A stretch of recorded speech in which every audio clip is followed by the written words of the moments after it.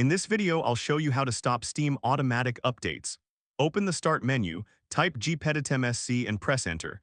This opens the local group policy editor. Inside the left panel, click on Computer Configuration. Then open Administrative Templates. Click on Network. Then click on Network Connections. Now click on Windows Defender Firewall. On the right side, double-click the setting named Windows Defender Firewall. Protect all network connections. Select Enabled. Click Apply and then OK. This step ensures your firewall protection always stays active even if another app tries to change it. Now close the Group Policy Editor. Next, we will use the Windows Defender Firewall with advanced security to block Steam directly.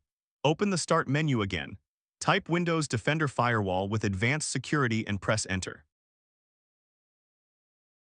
Inside the window, click on Outbound Rules in the left panel. Then on the right side, click on New Rule. A new window will appear. Select Program and click Next. Now choose this program path and click Browse. Go to your Steam installation folder.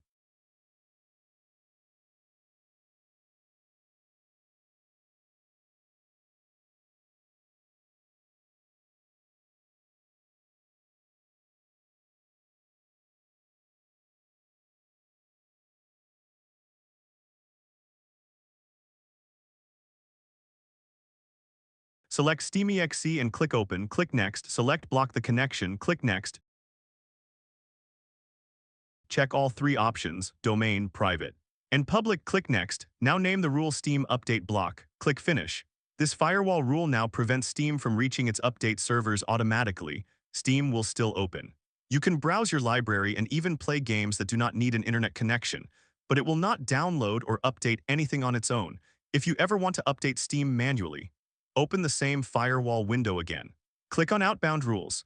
Find the rule you created called Steam Update Block. Right-click on it and choose Disable Rule. Now open Steam, let it update. Once done, go back and enable the rule again.